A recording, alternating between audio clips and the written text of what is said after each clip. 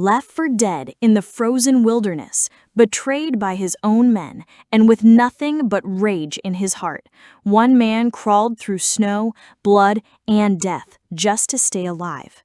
This isn't just survival, this is revenge. Based on a true story, this is The Revenant. Revenant, a true story. This tale begins in 1823. It shows a group of 45 men deep in the wilderness. They hunt animals, sell their skins, and trade them. Among this group is a man named Glass and his son, Hawk. While in the forest, a tribal war party attacks them. Many men are killed. The tribe attacks because they believe these hunters kidnapped their chief's daughter. Only 10 men survive the assault. These 10 survivors scramble onto their boat and escape downriver. Danger still lurks.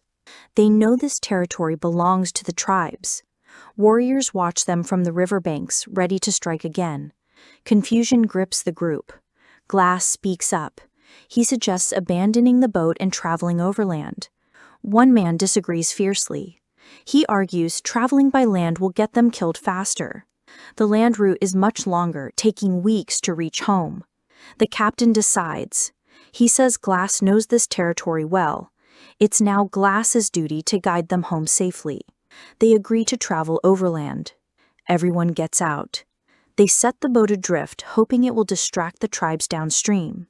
After hiding their remaining furs under rocks for future retrieval, the group starts walking through the dense forest. A huge problem looms. The cold here is brutal. Winter is coming. Their journey will take weeks through freezing conditions. They have no other choice.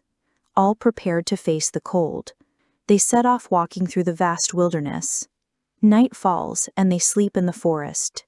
The next morning proved their decision to leave the boat was right. Tribesmen find the empty boat. Realizing the men are traveling on foot through the woods, one tracker spots footprints heading north. The tribe decides to pursue them north. The warriors are now hunting them, moving steadily closer. After walking all day, the men make camp. At dawn, Glass wakes first. He takes his rifle and walks into the trees. Suddenly, he senses someone nearby. Glass freezes. A bear cub appears. Before Glass can react, its mother attacks him violently. His rifle falls away. The bear mauls Glass terribly.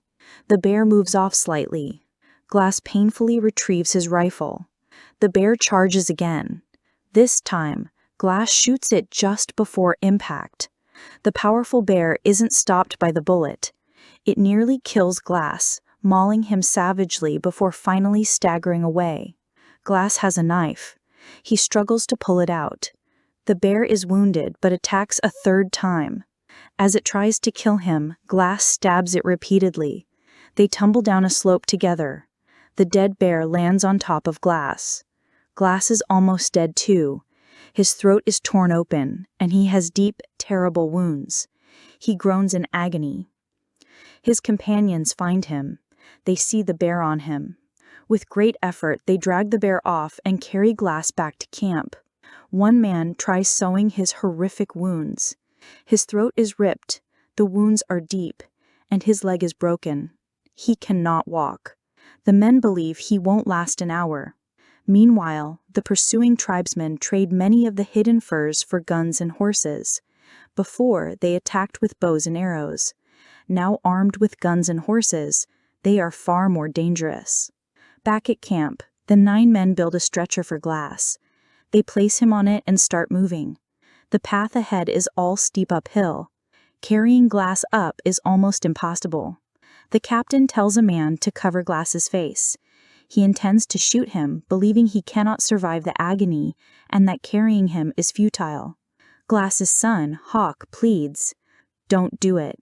The captain takes pity because Glass helped save them all. He offers $70 from the fur company to any man who stays with Glass until he dies naturally, performs his last rites, and then catches up with them. Hawk volunteers. Another young man also steps forward, saying he'll stay even without pay. A man named Fitzgerald protests. $70 is too little. The captain agrees to pay $300. Fitzgerald sees this as enough to buy a house and agrees to stay. So these three, Fitzgerald, Hawk, and the young man, stay with Glass. The rest move on. Glass's condition is dire. Fitzgerald thinks he'll die in a day or two, but Glass survives. One evening when Glass is alone, Fitzgerald approaches. "Why don't you die?" he hisses. "You'll get us all killed. Give your life. Save your son. Save us. If the tribes find us here, they'll slaughter us. I'm going to cover your nose and mouth. Close your eyes. Let me do this." Glass refuses to close his eyes. Fitzgerald says, "Fine, no need to close them," and starts smothering him. Glass struggles, suffocating. Hawk sees this. He strikes Fitzgerald hard from behind with his rifle butt. Fitzgerald flies back, crashing down. He tries to explain himself. Hawk points his rifle at him. Fitzgerald grabs it. He pulls out a knife and stabs Hawk to death. Glass's throat is cut. He cannot scream. His leg is broken. He cannot help. He can only watch his son die. Fitzgerald drags Hawk's body behind a slope to hide it. When the young man returns, Glass cannot tell him Fitzgerald murdered Hawk. He has no voice. Night falls. They sleep. In the morning, Fitzgerald warns, "A war party of about 20 tribesmen is nearby, coming this way." The young man panics. "Where's Hawk?" Fitzgerald lies. "If he's alive, we'll find him." The young man insists. "Glass is alive. We promised the captain we'd perform his last rites properly after he died."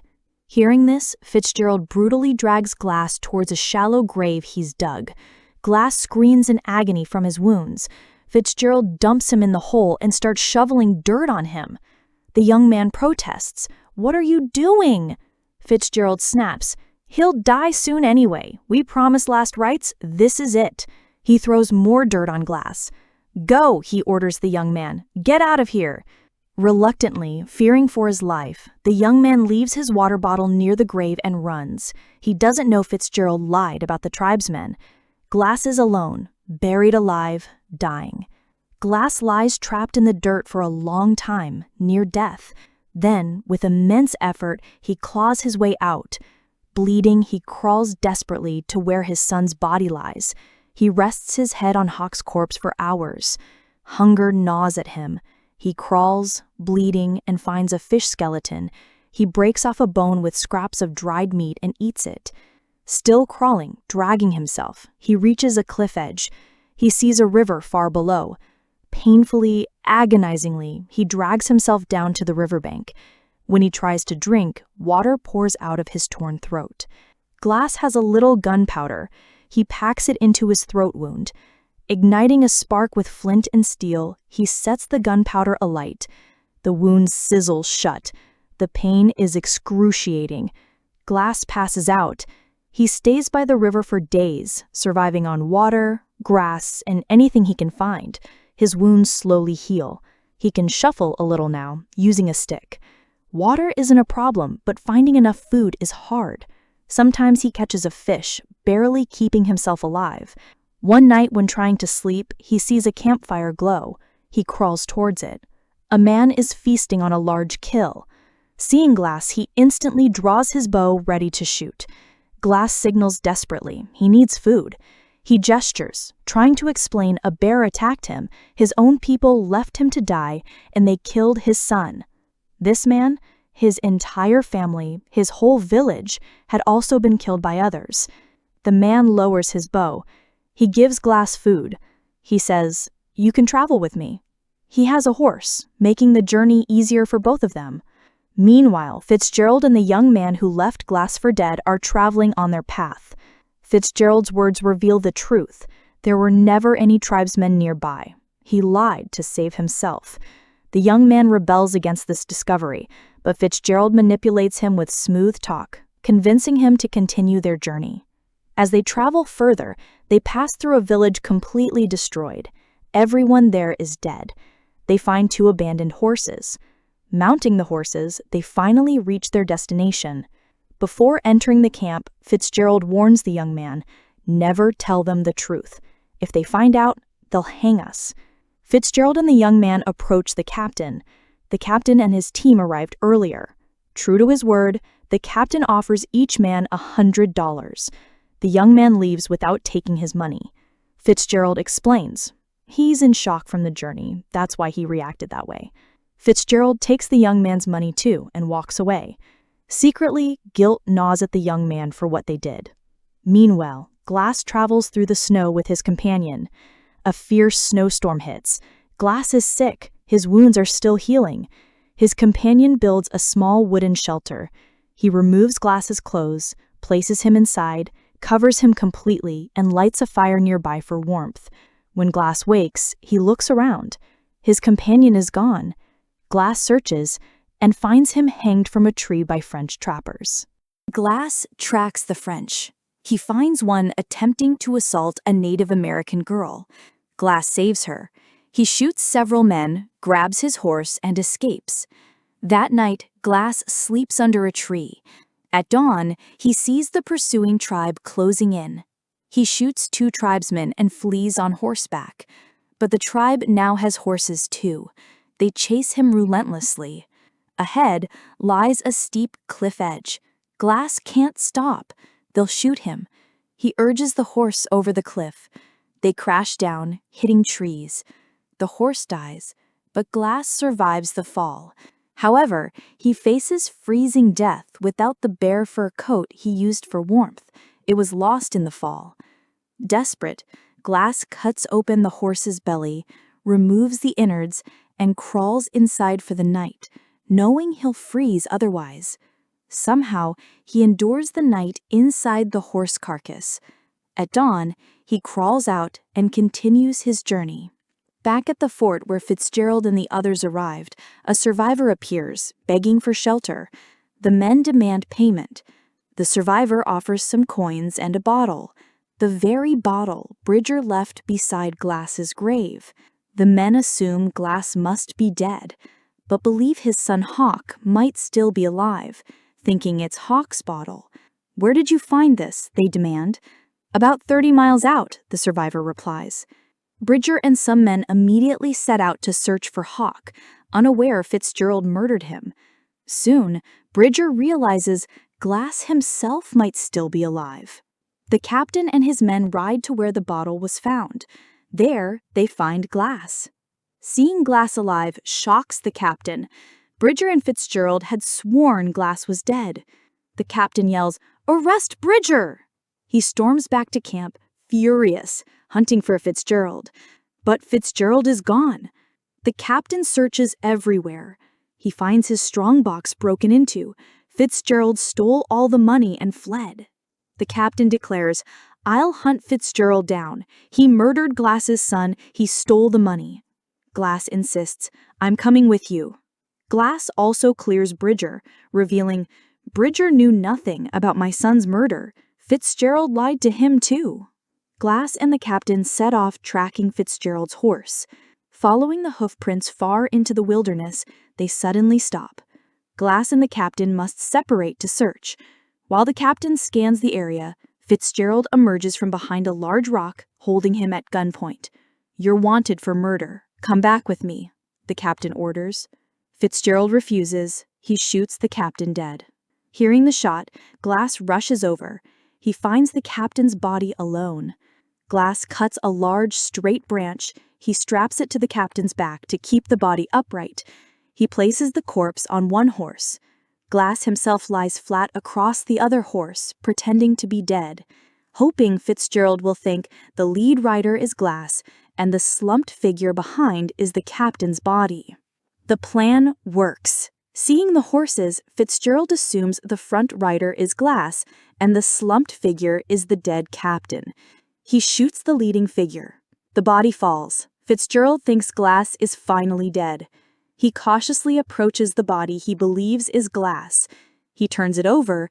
It's the captain. Immediately, Glass sits up on the second horse and fires. A bullet hits Fitzgerald's shoulder, but he escapes into the woods. Glass pursues him. The chase leads them to a riverbank. A brutal fight erupts. Both men are badly wounded. Suddenly, the very tribe hunting them appears on the opposite riverbank. As Glass is about to kill Fitzgerald, he remembers the words of the Native American man who saved him. Revenge is in God's hands, not man's. Glass releases Fitzgerald into the river. Fitzgerald drifts to the opposite shore. The tribe finds him there and kill him. The tribe then crosses the river towards Glass, but they do not harm him. They have found their chief's daughter, the same girl Glass saved from the French trapper. In gratitude, they spare his life and move on. Finally, Glass is left alone, severely wounded. He sees the spirit of his wife. Tears fill his eyes. His breathing is heavy and labored. The story ends here.